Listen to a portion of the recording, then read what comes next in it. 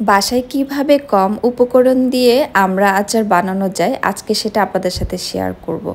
আচ্ছা, এই ছোট্ট জিনিসটি কার কার বাসায় আছে? এটা কিন্তু অনেক কাজের, হ্যাঁ? কারণ হচ্ছে অনেকে হয়তো এটা কলম রাখার কাজে ইউজ করেন, বাট আজকে আমি একটা টিপস শিখিয়ে দিব। এখানে চাইলে আপনারা হচ্ছে চামচ, তারপর হচ্ছে বিভিন্ন কিচেন আইটেমগুলো রাখতে পারেন। এটা খুবই কাজে দেয়। আরেকটা জিনিস আমি করি সেটা হচ্ছে কিচেনে গ্রিন টাইপের কিছু রাখার ট্রাই করি, যেমন হচ্ছে অনেকে হয়তো মানি প্ল্যান্ট রাখতে পারেন।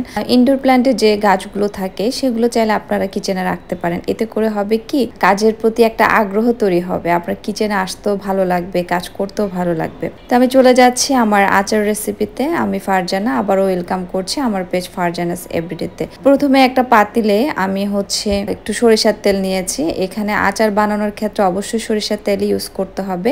সরিষার তেলটা গরম হয়ে আসলে এখন আমি এখানে 5 ফোড়ন দিয়ে নিব, শুকনো মরিচ দিয়ে নিয়েছি 6-7টা, আর হচ্ছে দারচিনি, এলাচ, তেজপাতা দিয়েছি।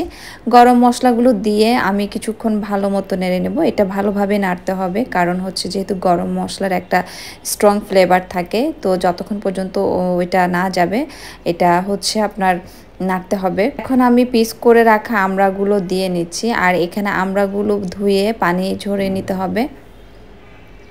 আমড়াগুলো দেওয়ার পরে এখন আমি আমড়াগুলোকে ভালো মতো নেড়ে নিব, গরম মশলা 5 ফোড়নের সাথে মিক্স করে নিব।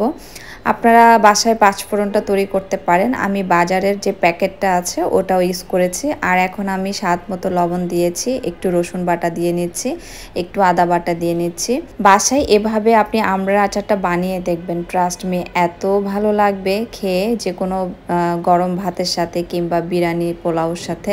বাসায় যখন গেস্ট আসবে তখন এভাবে বাসায় কিন্তু আপনারা আচারটা বানিয়ে দিতে পারেন, খুবই মজা হয়।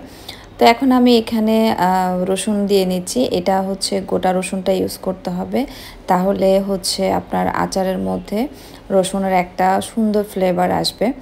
এখন আমি ভালো মতো এটাকে কম জালে নরম করে নিব।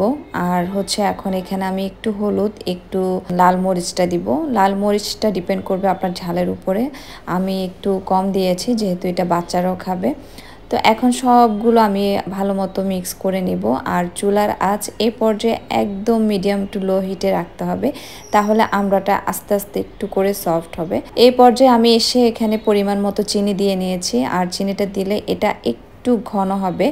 আমি এখানে গুড় ইউজ করেছি, আপনারা চাইলে গুড়টা স্কিপ করতে পারেন, কিন্তু যদি বাসায় গুড় থেকে থাকে অবশ্যই গুড়টা ইউজ করবেন। আর এখন আমি লাস্টে এসে টালা জিরা মশলাটা ইউজ করেছি, আর সাথে একটু বিট লবণ দিয়েছি। তো এখন এটাকেও আমি ভালো মতো মিক্স করে নিব, আর আস্তে আস্তে নাড়তে থাকবো। নাড়তে নাড়তে এটার কালারটা চেঞ্জ হয়ে অনেকটা এরকম চলে আসবে। তো ফাইনালি আমার আচার রেডি।